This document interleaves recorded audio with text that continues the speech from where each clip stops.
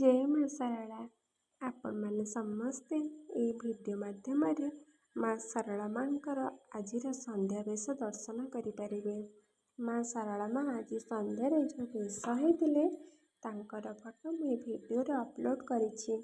ଆପଣମାନେ ସମସ୍ତେ ମାଙ୍କର ବେଶ ଦର୍ଶନ କରି ପ୍ରଣାମ ଜଣାନ୍ତୁ। ମାଙ୍କୁ ବି ମୁଁ ଏଇ ଦୂରରୁ ଥାଇକି କୋଟି କୋଟି ପ୍ରଣାମ ଜଣାଉଛି।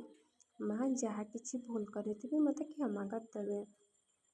ଆପଣମାନେ ମଧ୍ୟ ମାଙ୍କୁ ପ୍ରଣାମ ଜଣାଇ ଆପଣଙ୍କର ଦୁଃଖ କଥା ଜଣାନ୍ତୁ। ବିଶ୍ୱାସ ରଖନ୍ତୁ, ମା ସବୁ ଠିକ୍ କରିଦେବେ। ସେ ବା ମା କରୁଣାମୟୀ। ସେ କ'ଣ ସନ୍ତାନର ଆଖିରେ ଲୁହ ଦେଖିପାରିବେ? କେବେ ବି ନୁହେଁ। ଧୈର୍ଯ୍ୟର ସହିତ ଅପେକ୍ଷା କରନ୍ତୁ, ମା ସବୁ ଠିକ୍ କରିଦେବେ। ଆମେ ଆମ କର୍ତ୍ତବ୍ୟ କରିଚାଲିବା, ସେ ଆମକୁ ନିଶ୍ଚିନ୍ତ ସାହା ହେବେ। ଜୟ ମା ଶାରଳା। ଭକ୍ତଙ୍କର ମା ମଙ୍ଗଳ ହେଉ।